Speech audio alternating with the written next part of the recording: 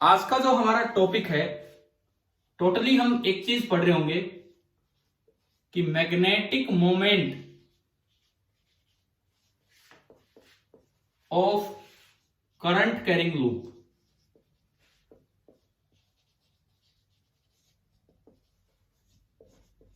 Magnetic moment of current carrying loop, हम इस पे फोकस करेंगे आज कि भाई किस तरह से मैग्नेटिक मोमेंट निकाला जाता है करंट कैरिंग लूप का। हालांकि ये टर्म आ चुकी है, जिस दिन मैंने टॉर्क वाला टॉपिक करवाया था, रेक्टेंगुलर कॉइल का एक टॉर्क, एक यूं लूप लेके करवाया था, चारों वायर्स पे फोर्स निकाला, PM cross B formula derive किया है ना। तो अभी उसी की डिटेल में चलते हैं कि मान लीजिए ये कोई भी एक लूप है,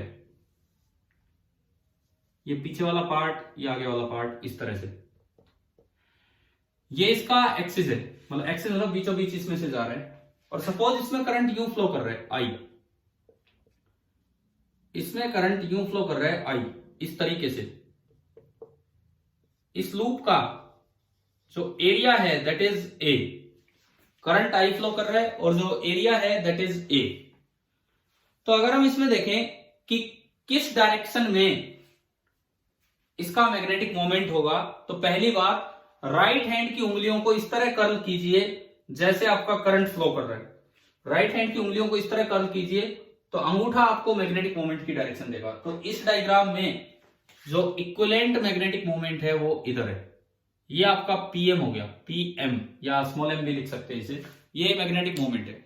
अब मैग्नेटिक मोमेंट आपको पोल्स दिखाता है, यानी कि जैसे इलेक्ट्रिक डाइपोल मोमेंट वो होता है from negative charge to positive charge, ऐसे ही मैग्नेटिक डाइपोल मोमेंट होता है from south pole to north pole. इसका मतलब ये जो चीज आपको नजर आ रही है इस साइड पीछे वाला फेस, वो तो कौन सा फेस होगा इसका, साउथ फेस।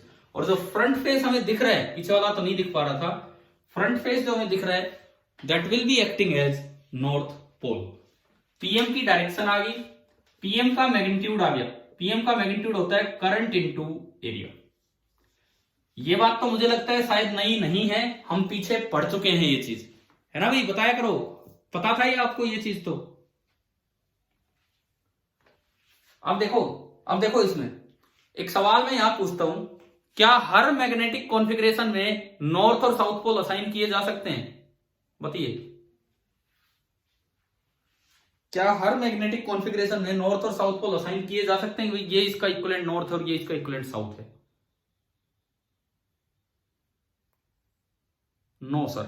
अब आप ढंग से सुने, ये ढंग से सुनो कि मैग्नेटिक पोल्स ये एग्जिस्ट नहीं करते हैं, ऐसी कोई चीज नहीं होती है। These are only mathematical assumptions. Magnetic poles are only mathematical assumptions. ये जो मैग्नेटिक पोल्स होते हैं ये केवल और केवल एक मैथमेटिकल अजम्पशन है, ऐसी कोई चीज एग्जिस्ट नहीं करती है। ये तो हम बस अपनी सुविधा के लिए बना लेते हैं, और जरूरी नहीं कि आप ये स्पेसिफाई कर सको, नीड नॉट बी स्पेसिफाइड। तो कब स्पेसिफाई हो पाएगा और कब नहीं हो पाएगा? अगर आप किसी कॉन्फ़िगरेशन में मैग्नेटिक मोमेंट लिख पा रहे हैं तो ही मैग्नेटिक पोल्स असाइन कर सकते हैं, और जो मैग्नेटिक मोमेंट की डायरेक्शन होगी वो होगी साउथ एंड नॉर्थ पोल। ये पोल्स तभी एग्जिस्ट करेंगे, तभी आप दिखा पाएंगे, only if non zero PM is defined. अगर आप नॉन जीरो पीएम किसी कॉन्फ़िगरेशन के लिए डिफाइन कर पाते हैं तो ही मैग्नेटिक पोल्स आप दिखा पाएंगे, और तो ही मतलब ये बात एग्जिस्ट करेगी। अभी जब हम जनरेशन ऑफ फील्ड में चलेंगे तो आपको पता लगेगा कि एक करंट कैरिंग स्ट्रेट वायर भी मैग्नेटिक फील्ड फैलाती है, परंतु उसमें कोई पोल्स ना आप नहीं बोल सकते, क्योंकि वहां पे मैग्नेटिक मोमेंट ही डिफाइन नहीं कर पाते, कोई एरिया ही नहीं होता, तो इस वजह से आप नहीं लिख पाते। तो ये बताओ, ये एक अच्छा कॉन्सेप्चुअल पॉइंट है, क्या ये समझ में आ गया है कि नहीं आपको ये पॉइंट?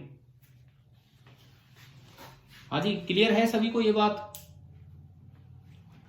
कि जो मैग्नेटिक पोल्स हैं वो रियल में एग्जिस्ट ही नहीं करते, कुछ नहीं होते, वो एक मैथमेटिकल अजम्पशन है फील्ड वगैरह को आसानी से समझने के लिए। अब जरूरी नहीं कि हर चीज में, हर मैग्नेटिक कॉन्फ़िगरेशन में वो स्पेसिफाई हो पाए, केवल वो तभी एग्जिस्ट करते हुए हम दिखा पाएंगे। एग्जिस्ट तो उसमें भी नहीं करते, लेकिन हम उसे एग्जिस्ट करते हुए तभी मान सकते हैं जब एक नॉन जीरो मैग्नेटिक मोमेंट वहां पे कुछ एग्जिस्ट करता हो। तो ये तो हमने पहली चीज बताई कि भाई एक करंट कैरिंग लूप का मैग्नेटिक मोमेंट ऐसे होता है। अब देखिए कई बार ऐसे सवाल आते हैं, कई बार इस तरह से क्वेश्चंस आते हैं कि ये एक्स एक्सिस है, ये वाई एक्सिस है और ये जेड एक्सिस है, इस तरह से। अब मुझे ये दिया गया कि एक करंट कैरिंग वायर है, मैं ग्रीन कलर से दिखा रहा हूं करंट कैरिंग वायर,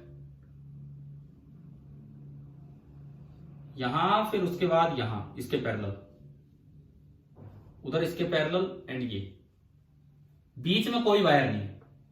ये एक एल शेप फ्रेम दे दिया, इस तरह से वायर है और भाई करंट यूं फ्लो कर रहा है, आई करंट फ्लो कर रहा है। अगर एन टर्न्स होंगे तो एन से मल्टीप्लाई हो जाता, अभी सिंगल टर्न हम ले रहे हैं। तो ये देखो, अब इसमें तो लूप एक प्लेन में है ही नहीं, लूप का आधा पार्ट एक्स वाई प्लेन में है और आधा पार्ट एक्स जेड प्लेन में है। कि डायग्राम समझ में आ रहा है कि लूप का आधा पार्ट एक्स वाई प्लेन में है और आधा पार्ट एक्स जेड प्लेन में है। सपोज इसका मैग्नेटिक मोमेंट है एल, नो सॉरी इसकी जो लेंथ है साइड लेंथ वो एल है। स्क्वायर टाइप पार्ट्स हैं इस फ्रेम के, स्क्वायर टाइप पार्ट्स हैं और इसका जो मैग्नेटिक मोमेंट है दैट इज एल, ये हमने यहां माना। तो ऐसे में क्या करना होता है, आप अपनी तरफ से देखो, ये करंट आई आया, ये करंट आई आया, ये करंट आई आया, ये करंट यहां आई गया, ये यहां पे आई है और ये यहां पे आई है। जो बीच वाला मिसिंग लिंक है, आप वहां दो वायर मान सकते हो, एज्यूम कर सकते हो कि एक तो इधर की तरफ करंट आई जा रहा है और एक इधर की तरफ।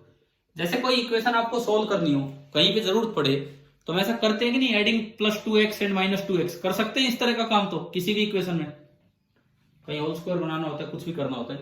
तो इस अरेंजमेंट में जो ग्रीन कलर वाली अरेंजमेंट है, अगर मैंने उसमें ब्लू कलर की दो वायर ऐड कर दी तो उससे कोई फर्क नहीं पड़ेगा, क्योंकि मैंने इक्वल एंड अपोजिट करंट माने। लेकिन ऐसा करने से दो लूप्स पूरे हो गए, एक लूप पूरा हो गया एक्स वाई प्लेन में और एक लूप पूरा हो गया वाई जेड प्लेन में। अब एक्स वाई प्लेन वाले लूप का मैग्नेटिक मोमेंट का मैग्नीट्यूड बताओ कितना है। एक्स वाई प्लेन वाले लूप के मैग्नेटिक मोमेंट का मैग्नीट्यूड बताइए कितना है। P1 कितना है, I into L square. Direction बताओ, डायरेक्शन मैं वेक्टर फॉर्म में उसे लिखूंगा, डायरेक्शन बताइए। हाँ, अलोंग जेड एक्सिस, बाहर पॉजिटिव जेड है तो ये आपका हुआ के कैप। ठीक है, अब मैं चलूं P2 सेकेंड लूप जो हमने कंप्लीट किया, उसमें बताओ क्या होगा। मैग्नीट्यूड तो यही होगा आई एल स्क्वायर।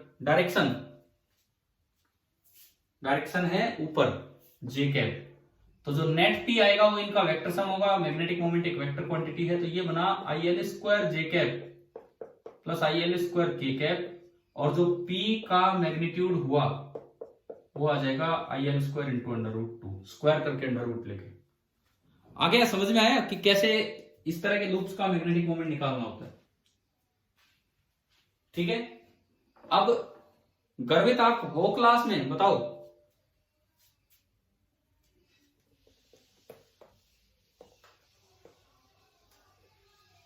हाँ जी, मिस्टर गर्वित क्लास में है क्या?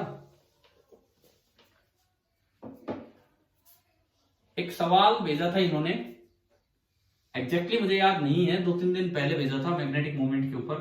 3D में वो क्वेश्चन था, मैं उस तरह का बना के दिखाता हूं। गर्वित नहीं है क्या क्लास में आज? आपने क्वेश्चन भेजा था 3D लूप टाइप इसी तरह का,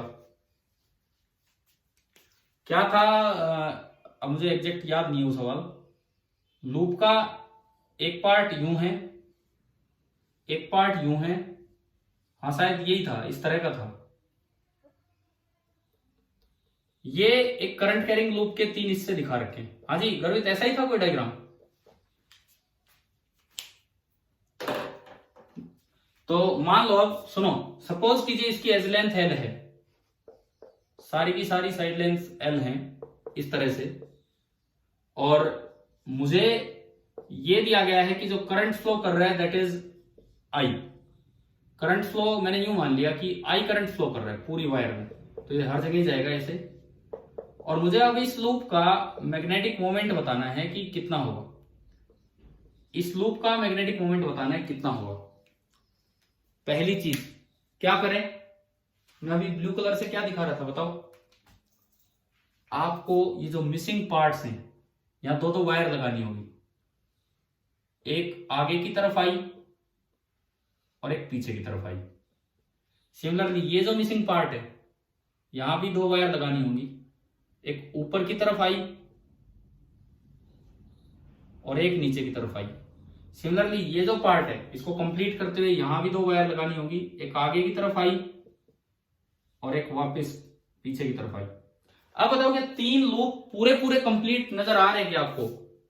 मैं कहता हूं, जैसे मैं एक एक करके बताऊं, this is loop number 1, this is loop number 2 and this is loop number 3।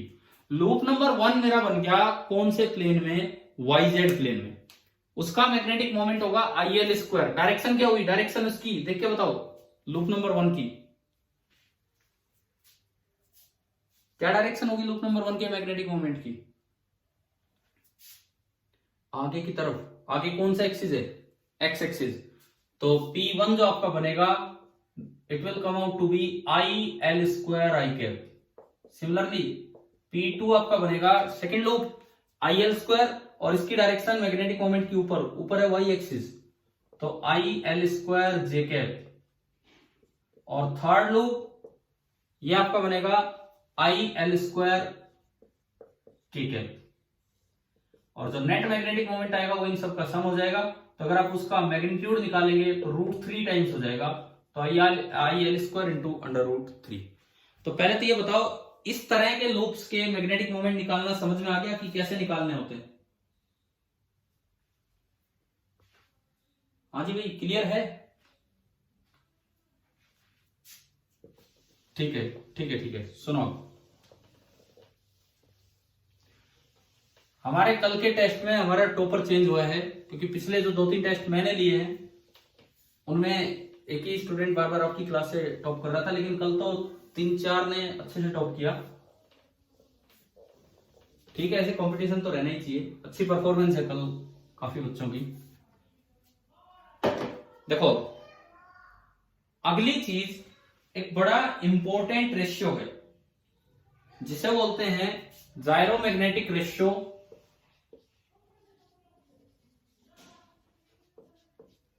जायरोमैग्नेटिक या मैग्नेटो मैकेनिकल रेशियो। एक बड़ी इंपॉर्टेंट टर्म है, उसे हम समझेंगे। जायरोमैग्नेटिक या मैग्नेटो मैकेनिकल रेशियो, इसमें दो चीजें, रेडियस ऑफ जायरेशन एक वर्ड था, तो this is the term associated with mechanics and this is the term associated with magnetism. या फिर उसमें भी देखो, यहां जो नाम दिया है मैग्नेटो, मैग्नेटो मतलब मैग्नेटिज्म एंड मैकेनिकल मतलब मैकेनिक्स। तो मतलब एक ऐसा रेशियो है जो कहीं ना कहीं एक मैकेनिकल पैरामीटर को एक मैग्नेटिक पैरामीटर से रिलेट कर रहा होगा। इस टर्म को हम बोल देते हैं जायरोमैग्नेटिक रेशियो। अब इसमें सुनो कि कहीं भी मान लो कन्वेक्शन करंट हो, कहीं भी कन्वेक्शन करंट हो। कन्वेक्शन करंट क्या होता है? हम जो पीछे जितने करंट पढ़ते रहे वो सब कंडक्शनल करंट रहे। कंडक्शन, कन्वेक्शन, ये टर्म्स हीट ट्रांसफर में +1 में पढ़ी थी। कंडक्शन का मतलब होता है, कंडक्शन का मतलब होता है कि एग्जैक्टली खुद कोई पार्ट चल के जा रहा है, वो कंडक्शन था। कन्वेक्शन, कन्वेक्शन में क्या था? देखो, आपने 3 चीजें पढ़ी है, कंडक्शन, कन्वेक्शन, रेडिएशन। ईंट वाले एग्जांपल से हमने पढ़ाया था आपको +1 में। कंडक्शन और कन्वेक्शन में करंट की अगर मैं बात करूं तो क्या फर्क है? कंडक्शनल करंट में क्या था? कंडक्शनल करंट में जैसे एक लाइन लगा ली, एक लाइन लगा ली मजदूरों ने, और पहले ने ईंट उठाई, दूसरे को पकड़ाई, दूसरे ने ईंट उठाई, तीसरे को पकड़ाई, तो ये जो फ्लो है दिस इज कंडक्शन। कन्वेक्शन में क्या होता था? एक ईंट लेके खुद ही चल पड़ा आगे देने के लिए, तो वो आपका हुआ करता था कन्वेक्शन। यहां करंट में क्या मतलब है? अगर मैं बात करूं कंडक्शनल करंट की, अगर मैं बात करूं कंडक्शनल करंट की, कंडक्शनल करंट का मतलब है कि वायर नहीं चल रही है। कंडक्शनल करंट का मतलब है कि वायर नहीं चल रही है, वायर इज एट रेस्ट, लेकिन उसके अंदर इलेक्ट्रॉन्स का मोशन हो रहा है जिससे एनर्जी ट्रांसफर होती जा रही है। एग्जैक्टली वायर की अरेंजमेंट वही है लेकिन इलेक्ट्रॉन्स चल रहे हैं। तो ये वाला जो करंट है दिस इज कंडक्शन करंट, और ये हम पढ़ के आए हैं, इसका फॉर्मूला NeAVD। अब मैग्नेटिज्म वाले चैप्टर में एक और करंट इंट्रोड्यूस हम कर रहे हैं, कन्वेक्शनल करंट। कन्वेक्शनल करंट में क्या होता है, जैसे चार्ज वायर है, इससे पहले कभी जरूरत नहीं पड़ती इस कन्वेक्शनल करंट की, मैग्नेटिज्म में जरूरत पड़ती है। एक चार्ज वायर है, एक चार्ज वायर है और लीनियर चार्ज डेंसिटी है लैम्डा, वो तो न्यूट्रल वायर है। ये वाली जो वायर थी ये तो न्यूट्रल वायर है और इसके अंदर खुद इलेक्ट्रॉन मूव कर रहे हैं। यहां पे एक चार्ज वायर है, कोई इलेक्ट्रॉन का मोशन नहीं है, और इसकी लीनियर चार्ज डेंसिटी है लैम्डा, और इस वायर को आगे चलाया जा रहा है with some speed v। Wire को आगे चलाया जा रहा है विद सम स्पीड v। तो अगर मैं कोई क्रॉस सेक्शन एरिया बनाऊं, कोई भी क्रॉस सेक्शन एरिया अगर मैं बनाऊं, तो चार्ज तो उसको क्रॉस करके जा रहा है क्योंकि चार्ज वायर है, lambda charge per unit length है, तो क्रॉस करके जा रहा है। तो इसमें से एक करंट बनेगा और इस करंट को बोलते हैं कन्वेक्शन करंट। कन्वेक्शन करंट क्या होगा सुनिए, I का फॉर्मूला होता है dq/dt। आप इसे dl से मल्टीप्लाई डिवाइड कर दो, dq/dl इंटू dl/dt। dq/dl का क्या मतलब है बताएं, dq/dl, dq/dl का क्या मतलब है बोलो। dq/dl इस वायर के लिए क्या है बताओ, लैम्डा। और dl/dt क्या है इस वायर का, स्पीड। dl/dt क्या, अगले dt टाइम में dl लेंथ चली। तो जो कंडक्शन करंट है, sorry convection current, that is lambda into v। Magnetism chapter में पहली बार इस करंट की जरूरत पड़ती है क्योंकि इससे हम मैग्नेटिक मोमेंट निकालेंगे। तो ये भी हमें फॉर्मूला याद रखना चाहिए कि जो कन्वेक्शन करंट है that is equal to lambda into v, और जो कंडक्शन करंट होता है दैट इज I बराबर NeAVD। कन्वेक्शन करंट का मतलब है कि एक चार्ज वायर खुद चल के जा रही है, उस वजह से जो करंट आ रहा है उसे हम बोलते हैं कन्वेक्शनल करंट। क्या ये टर्म क्लियर होगी ये दोनों, वो तो पढ़ाई हुआ है पूरा और ये आज आपने पढ़ दिए, क्लियर हो गया ये दोनों। देखें अब इसके बाद देखें आगे,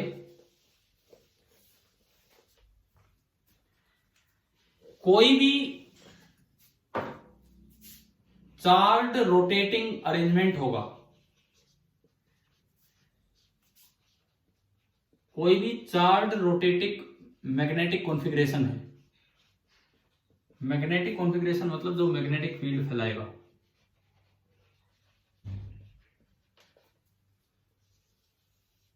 it may be rotating disc, it may be rotating ring, cone, sphere, solid sphere, hollow sphere, कुछ भी हो सकता है, कुछ भी हो सकता है। एक सीधा फॉर्मूला है गायरो मैग्नेटिक रेशियो का, क्या है वो सुनिए। जैसे मान लो ये कोई भी एक अरेंजमेंट है और ये अपने किसी एक्सिस के अबाउट रोटेट कर रहे हैं, और इस पे जो टोटल चार्ज है यूनिफॉर्मली बटा है, and total charge is Q, uniformly बटा हुआ है, और ये इस एक्सिस के अबाउट रोटेट कर रहा है with some angular velocity omega. ये एक एक्सिस के अबाउट रोटेट कर रहा है। अब चार्ज अगर रोटेट कर रहा है तो करंट बनेगा, सर्कुलेटिंग करंट बनेगा, और सर्कुलेटिंग करंट बना तो मैग्नेटिक मोमेंट बनेगा। अब उस मैग्नेटिक मोमेंट और एंगुलर मोमेंटम में क्या रिलेशन है वो बताता है ये गायरोमैग्नेटिक रेशियो। मान लीजिए इस अरेंजमेंट का जो मास है दैट इज m, वो भी यूनिफॉर्मली बटा है। इस अरेंजमेंट का जो मास है दैट इज m, वो भी यूनिफॉर्मली बटा है। अब ये जो रेशियो होता है गायरोमैग्नेटिक रेशियो, ये जो रेशियो होता है गायरोमैग्नेटिक रेशियो, इसको हम प्रूव करेंगे एक रोटेटिंग इलेक्ट्रॉन के लिए, लेकिन इन जनरल इस रेशियो का मतलब क्या होता है पहले तो वो सुनो। Magnetic moment divided by angular momentum. Magnetic moment divided by angular momentum, ये इस रेशियो का मतलब है। मैग्नेटिक मोमेंट मतलब आप उसे सिंबल पीएम भी दे सकते हैं, म्यू भी दे सकते हैं, कैपिटल एम भी दे सकते हैं। तो ये बना पीएम और म्यू एम, म्यू वैसे कम यूज करते हैं, और एम भी बोल सकते हैं, खाली M divided by angular momentum का सिंबल तो शायद आप एल ही यूज करते थे +1 में, बताओ यही था ना सिंबल एंगुलर मोमेंटम का, यूज किया हुआ आपने। तो किसी भी ऐसे अरेंजमेंट के लिए पीएम बाई एल की वैल्यू होती है Q/2m। इस रेशियो को बोलते हैं, इस रेशियो का प्रॉपर नाम है ऑर्बिटल गायरोमैग्नेटिक रेशियो। एक ऑर्बिट में घूमे जा रहे हैं वो arrangement, this is known as orbital gyromagnetic ratio. Pm/L is equal to Q/2m। ये एक अल्टरनेट तरीका है कि कैसे हम, ये एक अल्टरनेट तरीका है कि कैसे हम किसी भी रोटेटिंग अरेंजमेंट का मैग्नेटिक मोमेंट निकाले। एल आपको पता होता है, जब कोई चीज रोटेशन में होती है तो क्या ये फॉर्मूला पढ़ा है, एल बराबर आई इंटू ओमेगा, बताओ +1 में आया है ये फॉर्मूला, एल बराबर आई इंटू ओमेगा, बताइए आई क्या होता है यहां पे, आई क्या होता है यहां पे, मोमेंट ऑफ इनर्शिया इस एक्सिस के वो, एंड ओमेगा एंगुलर वेलोसिटी, और एल उसका फिर एंगुलर मोमेंटम हो जाएगा। ये चीज मैं 2-3 जगह अप्लाई करके दिखाता हूं आपको, 2-3 जगह, कि कैसे आप डायरेक्ट इससे आंसर देंगे कि भाई ये आंसर आ गया। नहीं तो बच्चे क्या करते हैं, अगर ये मेथड नहीं पढ़ा हुआ है तो बच्चे करते क्या, मैं आपको बताता हूं, एलिमेंट मानेंगे, फिर उससे करंट निकालेंगे, फिर आई टू डी ए करेंगे, उससे डी पी एम आएगा, फिर उसका इंटीग्रेशन करेंगे, फिर उससे पीएम आएगा। ये एक छोटा मेथड है, इसको प्रूव भी हम करेंगे रोटेटिंग इलेक्ट्रॉन के लिए, लेकिन पहले ये देखिए कि कैसे कैसे ये अप्लाई करना है वो समझिए आप। याद हो जाएगा ये formula, Pm/L is equal to Q/2m। एक एक करके हम कॉन्फ़िगरेशन लेंगे और इस फॉर्मूले को अप्लाई करेंगे। तो इसके लिए आपको मोमेंट ऑफ इनर्शिया के अपने फॉर्मूले रिवाइज कर लेने चाहिए, क्योंकि इस चैप्टर में यहां वो चीजें यूज होती है। सबसे पहली बात, रोटेटिंग चार्ज रिंग। मान लो एक रिंग है, R रेडियस की वो रिंग है,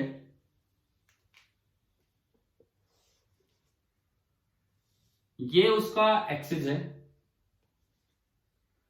रिंग है R रेडियस की रिंग है और ये इसका एक्सिस है। मास मान लीजिए m है, और जो टोटल चार्ज है इस पे पेरिफेरी पे बाहर बाहर टोटल चार्ज है Q, और इसको यूं घुमा रखा है विद एंगुलर वेलोसिटी ओमेगा। पूछा है कि इसका मैग्नेटिक मोमेंट बताओ कितना होगा, मैग्नेटिक मोमेंट का मैग्नीट्यूड बताओ। तो आप सीधा ये फॉर्मूला लगाओ, Pm/L, L होता है I into omega, is equal to Q/2m। तो यहां से मैग्नेटिक मोमेंट आया Q/2m into I into omega. एक रिंग का मोमेंट ऑफ इनर्शिया बताएं भाई इस एक्सिस के अबाउट क्या होता है, एक रिंग का मोमेंट ऑफ इनर्शिया mr²। हाँ बिल्कुल ठीक, तो मैंने वो इसमें पुट किया, तो Q/2m इंटू mr² और इंटू ओमेगा, m से m गया तो ये आपका आ गया ½ Q ओमेगा r²। ये pm निकल के आ गया ½ Q ओमेगा r²। और आप यूं ध्यान रखो, जब भी ऐसा कोई रोटेटिंग अरेंजमेंट आएगा इसी फॉर्मेट का आंसर आना है, बस ये फैक्टर चेंज होगा, ये यही रहेगा। ऐसा इसलिए बता रहा हूं कि ऑब्जेक्टिव में कुछ ऑप्शंस तो वैसे रिजेक्ट हो जाएंगे जो इस फॉर्मेट का नहीं दिख रहा होगा, डायमेंशनली गलत होंगे। Q omega r² type form के आंसर आएंगे, बस ये जो फैक्टर है ये चेंज होता चलेगा कि हाफ आना है कि कुछ और आना है। अब देखो यहीं पे फटाफट हम चेंज करते हैं। अगर ये डिस्क होती, मान लो ये डिस्क है, तो बताओ मोमेंट ऑफ इनर्शिया क्या होगा, डिस्क का क्या होता है मोमेंट ऑफ इनर्शिया इस एक्सिस के अबाउट, बोलिए। ½ mr²। यार इतना टाइम मत लिया करो, आप बोल दिया करो जब मैं पूछ रहा हूं, कोई भी अच्छा जवाब दे दे, कोई भी। m से m कट गया तो डिस्क में ये फॉर्मूला क्या बना, 1/4 Q ओमेगा r²। देखो रिंग में मोमेंट ऑफ इनर्शिया था mr², तो यहां फैक्टर 1 था, यहां फैक्टर 1 था, तो half Q omega square, Q omega R square को हमने 1 से मल्टीप्लाई कर दिया, वो आंसर है। डिस्क में मोमेंट ऑफ इनर्शिया में ये फैक्टर कितना है 1/2, तो आप हाफ क्यू ओमेगा स्क्वायर को 1/2 से मल्टीप्लाई कर दो, आंसर आ गया Q omega R square by 4। आ रहा है समझ में? बताओ अगर ये रिंग डिस्क की बजाय सेल होता, सेल, स्फेरिकल सेल, और वो एक डायमीटर के अबाउट घूम रहा होता, ये एक स्फेरिकल सेल है,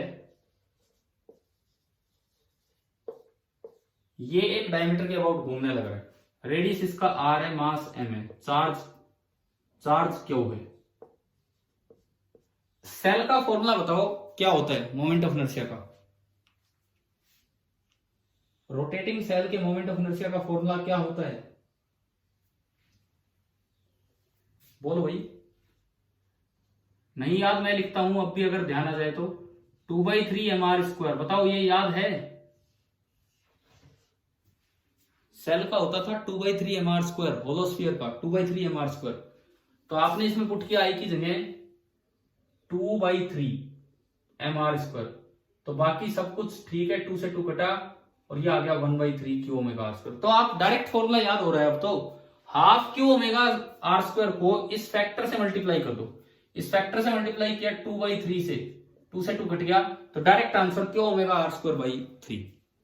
अब मान लो कहीं पे ये जैसे क्वेश्चन 1 क्या है, a solid sphere total charge Q mass M radius R is rotating, तो इसका मैग्नेटिक मोमेंट बताओ कितना होगा? बताओ सॉलिड स्फीयर का डायरेक्ट बताओ कैसे लिखें, कितना होगा? आंसर दो आप।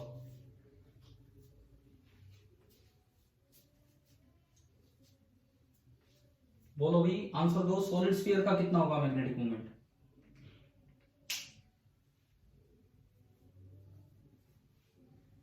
अरे कोई दे रहा है क्या जवाब सॉलिड स्फीयर का? मैं आई लिख देता हूं, आई होता है 2/5 mr स्क्वायर। अब बता दो आप क्या आंसर होता है। सॉलिड स्फीयर का कहां चले जाते हो, कोई बोल ही नहीं रहा तो यार ना, गलत 2/5 ओमेगा आर स्क्वायर। पहली बात तो ये है कि मैं 10 बार पूछ रहा हूं, जवाब क्यों दे रहे हो? बोला करो, वे रिप्लाई दिया करो। देखिए ये जो फैक्टर है 2/5, इसको हाफ ओमेगा आर स्क्वायर से मल्टीप्लाई कर दो, half Q omega R square से, 2 से 2 कैंसिल हो गया, तो आंसर आ जाना है 1/5 क्यू ओमेगा आर स्क्वायर। अच्छा अगर इस तरह से जाते हो तो आई में यहां 2/5 आएगा और ये भी यही आ गया। तो अब आप बताओ कि आपको मैग्नेटिक मोमेंट लिखना आ गया है कन्वेक्शनल करंट की वजह से जो मैग्नेटिक कॉन्फ़िगरेशन बना है उसका। हाँ भाई, क्लियर हुआ कि नहीं? ये वाला टॉपिक, ये तरीका, ये एक्चुअली छुपा ही रह जाता है मेथड, क्योंकि अक्सर बच्चे जो मैंने देखा है एलिमेंट मानेंगे जी, जैसे डिस्क आ गया कोई बात नहीं। डिस्क में देखो ये अभी डायरेक्ट आंसर आया, अभी तो डायरेक्ट आंसर आया इस तरीके से। डिस्क का फॉर्मूला है हाफ एम आर स्क्वायर, आपने उसमें हाफ पुट किया, हाफ, ये डिस्क के लिए आंसर आया 1/4 क्यू ओमेगा आर स्क्वायर। अब मैं आपको एक बार एक अंदाजा देता हूं कि ये मेथड कितना छोटा है बजाय कि दूसरे मेथड से, ये मेथड कितना छोटा है बजाय कि दूसरे मेथड से। आप ये देखिए इस सवाल में, मान लो एक रोटेटिंग डिस्क होती, सपोज कीजिए ये एक डिस्क है जिसका की रेडियस है आर, पूरे में चार्ज है क्यू, पूरा टोटल यूनिफॉर्मली बटा हुआ है, ये है, हमें कोई मास वास नहीं पता, मास दे ही नहीं रखा इन्होंने। ये इसका एक्सिस ऑफ रोटेशन है जो इसके परपेंडिकुलर है, और इसके अबाउट ये घूम रही है विद एंगुलर वेलोसिटी ओमेगा, इसके अबाउट ये घूमने लग रही है विद एंगुलर वेलोसिटी ओमेगा। तो ये हमें पता लगाना है। तो तरीका क्या है कि आप सबसे पहले एक एलिमेंट मानेंगे, कैसे? किसी भी आर रेडियस पे जाके आपने एक सर्कल लगा दिया, उस एलिमेंट पे चार्ज देखने के लिए थोड़ा और आगे गए डी आर, एक डी आर थिकनेस की एक रिंग मान ली। ये जो ब्लू कलर की रिंग बनी है इसका एरिया बताओ कितना होगा? ये जो ब्लू कलर की रिंग बनी है इसका एरिया कितना होगा? अगर मैं इसके एरिया को डीएस लिखूं तो इसका एरिया आपको लिखना आता है 2 pi r into d are. पता है ना सभी को कि भाई कैसे एरिया लिखा करते हैं। तो इसका एरिया हो गया 2 pi r into d r. Unitary method से इस पे चार्ज निकाल लो, पूरा area pi r square per q, एक per q upon pi r square, और डीएस पे जो चार्ज होगा d q upon pi r square into ds, और डीएस आपका है 2 pi small r D r. Pi से पाई कट गया तो मेरे पास डी क्यू आ गया 2 Q by R square into R D R. ये टोटल इस रिंग पे टोटल चार्ज आया कि भाई इस रिंग पे टोटल चार्ज कितना है वो मुझे पता लगा। ठीक है, टोटल चार्ज हमें पता लग गया। अब ये घूमे जा रहा है तो इसके जो रोटेशन कंप्लीट होगा उसका आप टाइम पीरियड निकालेंगे। मैं एक्चुअली ये चीज अभी इलेक्ट्रॉन के लिए करवाऊंगा, आप उसमें देख लेना। आपको तरीका बता देता हूं। ये आपने डी क्यू लिखा, उससे इसका टाइम निकाल के इसका करंट लिखेंगे, फिर केवल इसका डीपीएम लिखेंगे। डीपीएम होगा इसका करंट इंटू इसका एरिया, और इसका एरिया आप ले लेंगे पाई आर स्क्वायर, इसका एरिया आप ले लेंगे पाई आर स्क्वायर, वहां से डीपी आएगा, और फिर आपको इंटीग्रेट करना पड़ेगा 0 से लेके कैपिटल आर तक। तो आप इसको कंटिन्यू कर सकते हैं। आंसर आपके पास है कि डिस्क का आता है 1/4 क्यू ओमेगा आर स्क्वायर।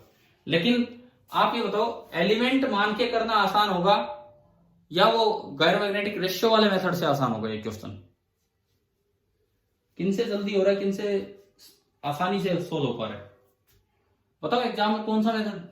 हाँ ठीक है, वही मेथड आपको गैर मैग्नेटिक वाला ही यूज करना है ऑब्जेक्टिव क्वेश्चंस में, सीधा सीधा, और उससे कर लेना है। ये आप कंप्लीट करेंगे, क्योंकि मैं यही प्रूफ अभी इलेक्ट्रॉन के लिए प्रूव करके दिखा रहा हूं। मैंने आपको एक आइडिया दिया था कि कैसे एलिमेंट मान के इन चीजों को यूज करना है। अब इस रेशियो को प्रूव करना हमें आना चाहिए for revolving electron. Revolving electron के लिए हम ये वाला रेशियो प्रूव करेंगे। तो ये निकाल रहे हैं हम फॉर अ रिवॉल्विंग इलेक्ट्रॉन।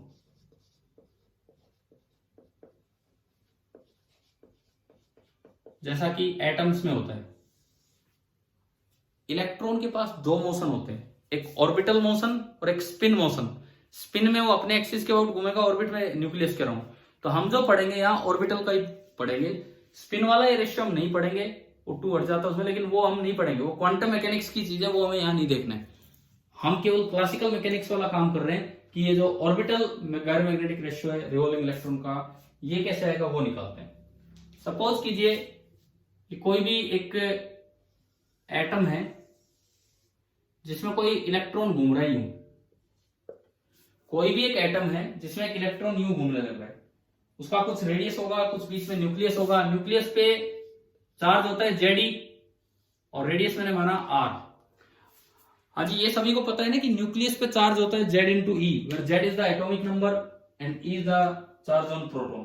तो ये तो हो गया आपका न्यूक्लियस पे चार्ज Ze। इलेक्ट्रॉन यूं घूमे जा रहा है। अब एक एक करके हम धीरे धीरे आगे बढ़ेंगे। यहां एलिमेंट नहीं मानना पड़ा, यहां एलिमेंट नहीं मानना पड़ा। पिछले में मैंने आपको एलिमेंट मान के डीक्यू निकालना दिखा दिया। टाइम कहां से निकालेंगे उसमें, उस केस में, इसमें मैं बताऊंगा उस केस में। क्या आपको एंगुलर स्पीड ऑफ रोटेशन दे रखी थी उसमें ओमेगा, पिछले केस में जो अभी मैंने मिटाया? बताओ, ओमेगा दे रखा था, तो टाइम पीरियड वहां हो जाएगा 2 pi by omega. Time period जिस पूरे चार्ज का एक रोटेशन का हो जाएगा 2 पाई बाई ओमेगा। यहां अभी देखते हैं, फिर उस चार्ज को टाइम से डिवाइड करके करंट आएगा, उस करंट को उस लूप के एरिया से मल्टीप्लाई करके डीपी आएगा, और डीपी को इंटीग्रेट करके 0 से कैपिटल आर पी आएगा। क्या इस क्लास के बाद एक बार वो काम पूरा करेंगे आप लोग इस क्लास के बाद, कि वो रिंग का डिस्क का 1/4 क्या वो ओमेगा आर स्क्वायर आया कि नहीं आया? ठीक है, करना है वो, ट्राई कंप्लीट करना है एक बार, कैसे होता है वो।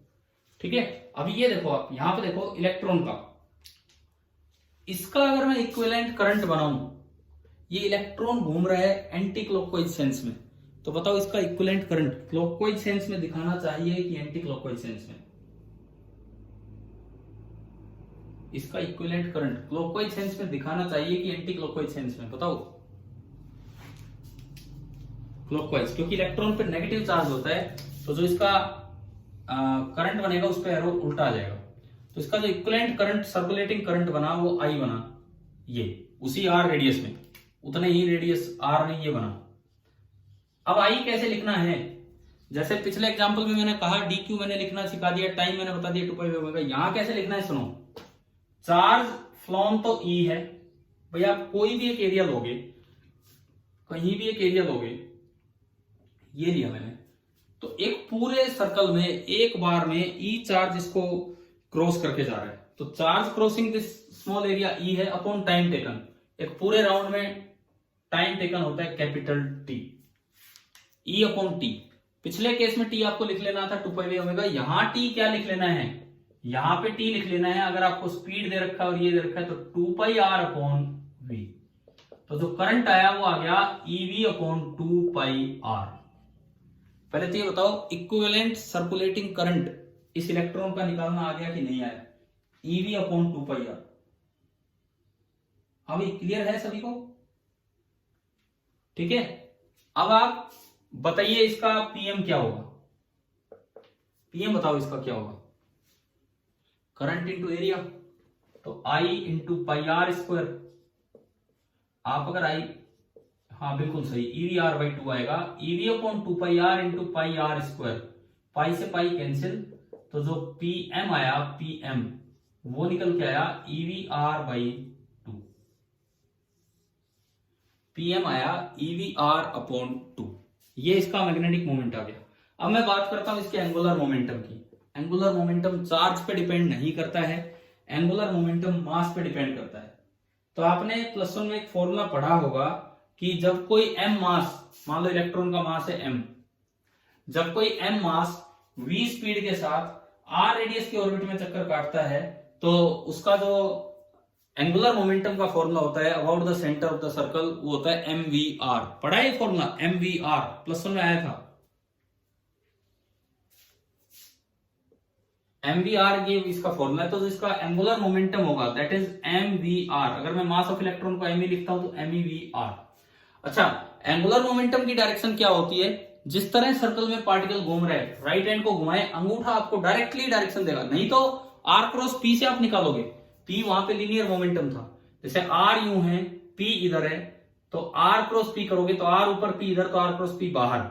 या फिर सीधा तरीका कि सर्कल में अगर पार्टिकल घूम रहा है तो जिस तरह पार्टिकल घूम रहा है उस तरह आप अपने राइट हैंड को घुमाएं, अंगूठा आपको एंगुलर मोमेंटम की डायरेक्शन देगा, तो जो इसका एंगुलर मोमेंटम है वो हो गया बाहर की तरफ mvr, और जो मैग्नेटिक मोमेंट है वो आया अंदर की तरफ, क्योंकि इक्विवेलेंट करंट ऐसा बना है। तो ये पीएम बाहर है, एल अंदर है, तो पीएम और एल की डायरेक्शन तो होगी अपोजिट। अब सबसे पहले तो ज़ाहिर मैग्नेटिक रेशियो निकालते हैं। हाँ जी, pm/l बताओ कितना आ रहा है, यहां पे हम प्रूव कर रहे हैं वो चीज। pm/l बताओ यहां से कितना आया, pm EVR/2 और L mvr, vr से vr गया, बताओ क्या आंसर आया, pm/l का क्या आंसर आ गया, E/2 टाइम्स मास। क्या वो प्रूव हो गया कि नहीं, हमने क्या फॉर्मूला दिया था ज़ाहिर मैग्नेटिक रेशियो का, क्या फॉर्मूला अभी पीछे यूज करके चल रहे थे उन क्वेश्चंस में, बताओ क्या वो Q/2m, और इलेक्ट्रॉन पे चार्ज, हाँ इलेक्ट्रॉन पे जो चार्ज है Q, तो वो E है, तो ये आपका आ गया E/2m। तो भाई ये टॉपिक अभी और है, इसमें बाद में अभी बताऊंगा आपको। क्या ये टॉपिक यहां तक समझ में आ गया कि नहीं। अब इसको अगर वेक्टर फॉर्म में लिखना हो, वेक्टर फॉर्म में, तो आप यूं भी लिख सकते हैं कि pm vector is minus of E/2m into L vector. ये माइनस साइन कैसे आया, माइनस साइन कैसे आया यहां पे, हाँ कि इन दोनों की जो डायरेक्शन है वो अपोजिट है, तो इस वजह से ये माइनस साइन आ गया। चलो ये बताओ, क्या एक रिवॉल्विंग इलेक्ट्रॉन का मैग्नेटिक मोमेंट वेक्टर आपको समझ में आया एंगुलर मोमेंटम के साथ कैसे रिलेट होता है।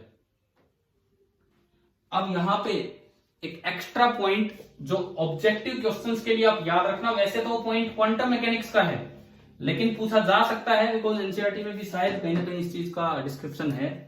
केवल एक पॉइंट, ये तो है ड्यू टू ऑर्बिटल मोशन, एक और भी मोशन होता है इलेक्ट्रॉन में, एक और भी मोशन चलता है, कौन सा,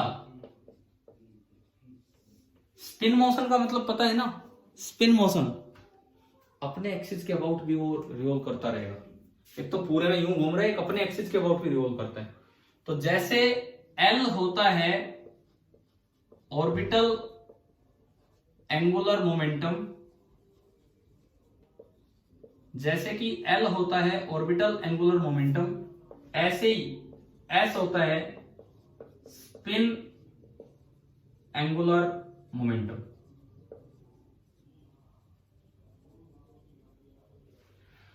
तो जैसे ऑर्बिटल मैग्नेटिक मोमेंट का फॉर्मूला बनता है Pm is equal to -E/2m into L, ऐसे आपको बस ये याद रख लेना, क्वांटम मैकेनिक्स की ये चीजें, लेकिन फॉर्मूला याद रख लो कि आपका कहीं पूछ लिया जाए कि स्पिन मोशन की वजह से जो मैग्नेटिक मोमेंट होगा उसका फॉर्मूला ये होता है।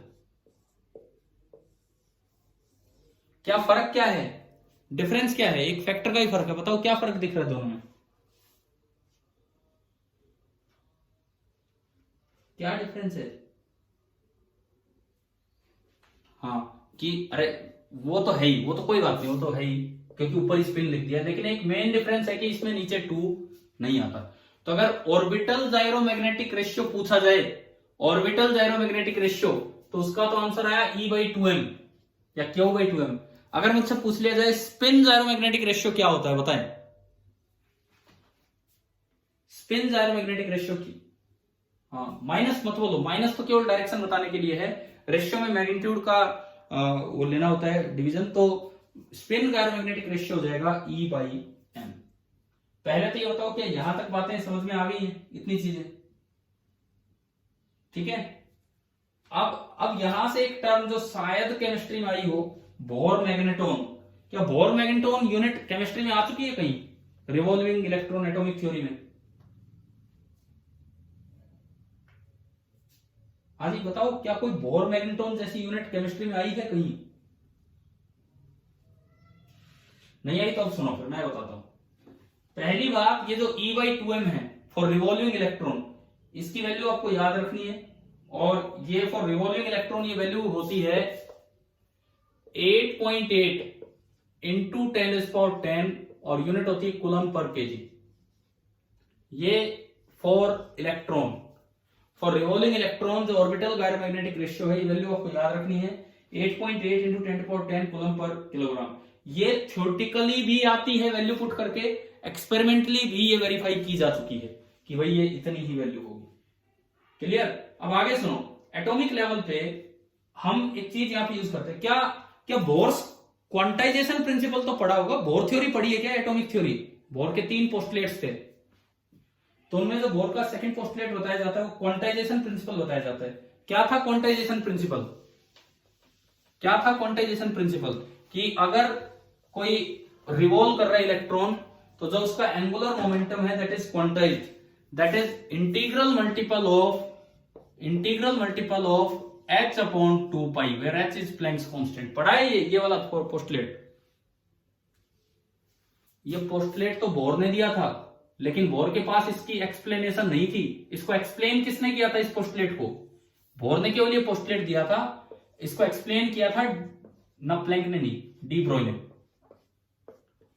ये पोस्टुलेट दिया था बोर ने, लेकिन एक्सप्लेन किया था डी ब्रोई ने। लेकिन हम ना अभी इसको एक्सप्लेन कर रहे हैं ना कुछ और, हम आगे बढ़ते हैं, यहां पे इसको यूज करते हैं।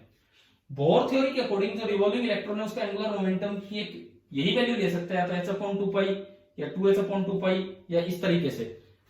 आप इसको ऐसे भी लिख सकते हैं h कट h बार, कुछ भी बोल सकते हैं। h/2π को ही एक सिंबल दे दिया जाता है h कट या h बार, इस तरह से। h की वैल्यू पता है ना, h क्या चीज है यहाँ पे, h क्या चीज, प्लैंक्स कांस्टेंट, जिसकी वैल्यू होती है 6.626 इंटू 10⁻34 जूल सेकेंड। ये एक बड़ा इंपॉर्टेंट कांस्टेंट है, और आजकल तो SI यूनिट्स को कांस्टेंट्स की टर्म में डिफाइन कर दिया 2019 में। पिछले साल भी आपको बताया होगा, इस साल भी टेस्ट में वो चीजें यूज की थी।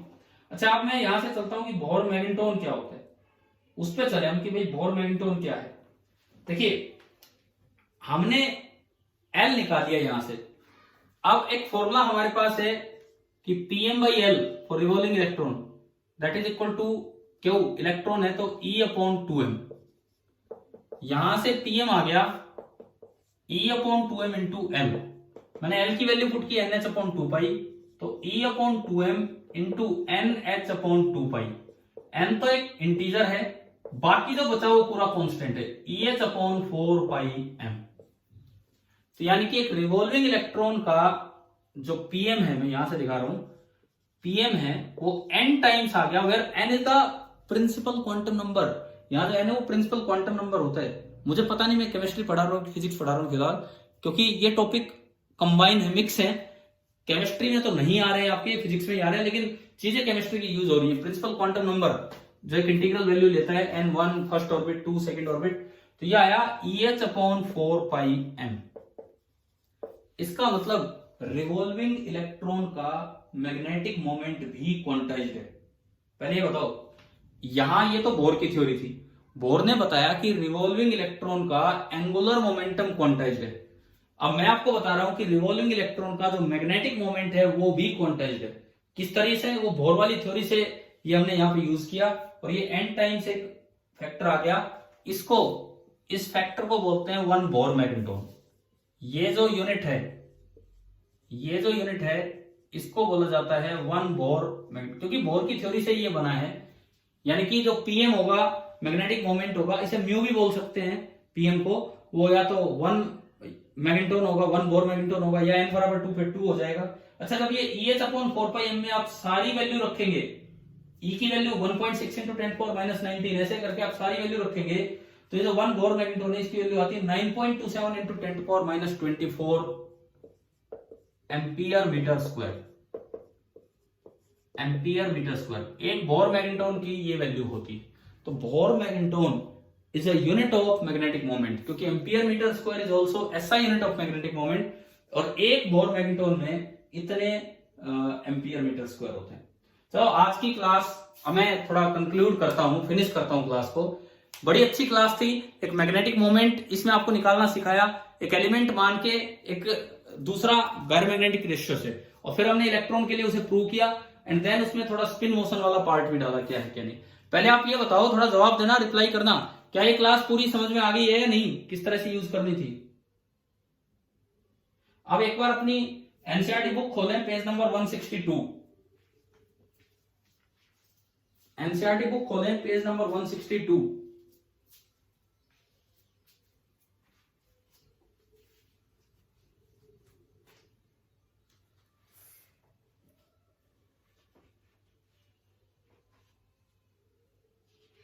हाँ जी, पहुंच गए हो, मिल गया। अब देखो, इस पे ऊपर ही टॉपिक दिख रहा है, magnetic dipole moment of revolving electron. ठीक है, इन्होंने सिंबल म्यू यूज कर रखा है, हम जिसको सिंबल पीएम दे रहे हैं ये म्यू यूज कर रहे हैं। पेज नंबर 162 पे बिल्कुल लास्ट में इक्वेशन है 4.34b। क्या वो ये इक्वेशन है कि म्यू और एल में क्या रिलेशन है? आ गया ना समझ में? ये तो नेगेटिव साइन क्यों है? क्योंकि डायरेक्शन अपोजिट है। अगले पेज पे देखो 163 पे, ये सारी बातें वही दे रखी है, बोर मैग्नेटोन, फिर उससे मैग्नेटिक मोमेंट कैसे निकलेगा और ये सब चीजें। एक बार आप केवल पेज नंबर 163 का जो लास्ट पैराग्राफ है मूविंग कॉइल गैल्वेनोमीटर से ऊपर, वो पढ़ते हैं। पेज नंबर 163 का जो लास्ट पैराग्राफ है मूविंग कॉइल गैल्वेनोमीटर से ऊपर, वो पढ़ते हैं। देखिए, मैं पढ़ता हूं, ध्यान देना। अब any charge in uniform circular motion would have an associated magnetic moment. क्या हमने पढ़ लिया कि कोई भी चार्ज अगर सर्कुलर मोशन में होगा तो उससे मैग्नेटिक मोमेंट कैसे निकालते हैं? हो गया। तो आगे, this dipole moment is labelled as the orbital magnetic moment and the subscript L, mu के नीचे एल लिख दिया इन्होंने, कोई बात नहीं, छोड़ो उसको, ये जो भी सिंबल है। Besides the orbital moment the electron has an intrinsic magnetic moment which has the same numerical value as given in equation 4.37. It is called the spin magnetic moment. एक और भी मैग्नेटिक मोमेंट होता है जिसको नाम दिया जाता है स्पिन मैग्नेटिक मोमेंट। वो भी बोर मैग्नेटोन की यूनिट्स में दिया जा सकता है, but we hasten to add this, it is not though the electron is spinning. The electron is an elementary particle and it does not have an axis to spin around like a top or our earth. Nevertheless, it does possess this intrinsic magnetic moment. ये कहता है कि आपके लिए यहाँ पे इसलिए छोड़ दिया गया है कि इलेक्ट्रॉन का साइज नेग्लिजिबल है, और जब वो अपने एक्सिस के अबाउट घूमेगा, साइज नेग्लिजिबल है, तो उसका moment of inertia tends to zero हो जाएगा, क्योंकि वो एक्सिस पे लाई कर रहे हैं। Moment of inertia tends to zero, तो ये कह रहा है कि हम स्पिन मैग्नेटिक मोमेंट को अवॉइड कर रहे हैं, लेकिन आखिर में दिखता है कि स्पिन मैग्नेटिक मोमेंट भी एग्जिस्ट करता है, स्पिन मैग्नेटिक मोमेंट भी एग्जिस्ट करता है। तो यहाँ पे ना वो फॉर्मूला ऐड कर देना। मैंने आज आपको स्पिन वाला गायरो मैग्नेटिक रेशियो का फॉर्मूला बताया इस टॉपिक के साथ। हाँ जी, क्लियर हुआ कि नहीं बताओ? स्पिन वाला गायरो मैग्नेटिक रेशियो का फॉर्मूला क्या चेंज किया था उसमें? एक फैक्टर 2 का चेंज था, एक फैक्टर 2 का चेंज था, बाकी सब सेम। अब बताओ, आज की पूरी क्लास क्लियर हो गई है मैग्नेटिक मोमेंट पे और ये बोर मैग्नेटोन और ये सब चीजें? अब देखो, अपनी बुक में ध्यान दो, मैं आपको बताता हूं, हमने अभी तक एक चीज छोड़ी है, जनरेशन ऑफ मैग्नेटिक फील्ड। एक बार अपनी बुक आपने खोली रखी है, देखिए सीक्वेंस दिखाता हूं मैं आपको, लास्ट 2-3 मिनट है। देखिए इधर, मूविंग चार्जेज एंड मैग्नेटिज्म, इसमें इंट्रोडक्शन के बाद पहले आता है मैग्नेटिक फोर्स, लोरेंट्ज फोर्स, वही मैंने आपको पढ़ाया, लोरेंट्ज फोर्स, वहीं से हमने शुरुआत की। उसके बाद ये देता है कि magnetic force on A current carrying conductor IL cross B। मैंने चार्ज पे फोर्स के बाद वो वेलोसिटी सेलेक्टर और वो पढ़ा दिए थे, साइक्लोट्रॉन, उसके बाद में इस पे आया था, पर ये टॉपिक भी हो गया। अच्छा, अगले पेज पे आता है मोशन इन मैग्नेटिक फील्ड, कि कब तो सर्कुलर होगा, कब हेलिकल होगा, ये सब चीजें भी हम पढ़ चुके हैं। उसके बाद आता है motion in combined E and B, इसमें 2 टॉपिक है, वेलोसिटी सेलेक्टर एंड साइक्लोट्रॉन, ये दोनों हम कवर कर चुके हैं। हाँ, उससे अगला टॉपिक हमने नहीं किया है, magnetic field due to current element. Due to का मतलब कि अब सोर्स की तरह काम करने लग गया है। पेज नंबर 143 पे जो टॉपिक है वो अभी हमारा सेकंड पार्ट में चलेगा, BSL, बायोसेवर लॉ। ये बिल्कुल ऐसा लॉ है जैसे कूलम्स लॉ होता है वहां पे इलेक्ट्रोस्टैटिक्स में। अच्छा, ये टॉपिक बचा, उसकी एप्लीकेशन बची कि on the axis of circular current loop, वो पढ़ना है। फिर अगला टॉपिक है ACL, ampere circuital law, page number 147 पे। ये ऐसा टॉपिक है जैसा गॉस लॉ था, ये ऐसा टॉपिक है जैसा कि गॉस लॉ था आपके फील्ड जनरेशन में। तो ये फील्ड जनरेशन के 2 टॉपिक बचे हैं, और ACL से फिर एप्लीकेशंस में आता है solenoid and toroid, page number 150 पे। जैसे गॉस लॉ की एप्लीकेशन में लॉन्ग वायर, सेल, ये सब आते थे उसमें। सोलेनॉइड और टोरॉइड होने के बाद मैंने बीच के कुछ 4-5 पेजेस अभी कवर नहीं किए हैं, वो है part second, generation of field. उससे अगला टॉपिक, फिर जनरेशन के बाद इफेक्ट आएगा फोर्स बिटवीन 2 पैरेलल करंट्स, और ये एम्पियर की पुरानी डेफिनेशन यहाँ पे, ये तब हो पाएगा जब हम जनरेशन वाला टॉपिक कर चुके होंगे। अच्छा, ये कुछ पेजेस छोड़ने के बाद फिर आता है torque on A current loop, magnetic dipole, ये मैं आपको पढ़ा चुका हूं, टॉर्क पढ़ा चुका हूं, मैग्नेटिक डाइपोल आज हो गया पूरा। Circular current loop as a magnetic dipole, ये भी आप देख चुके हैं, बाकी जनरेशन के बाद ये दोबारा आएगा। अच्छा, magnetic dipole moment of revolving electron, ये आज की क्लास में हुआ। एंड देन उससे आगे है मूविंग कोइल गैल्वेनोमीटर, तो पिछली 1-2 क्लासेज में हुआ है।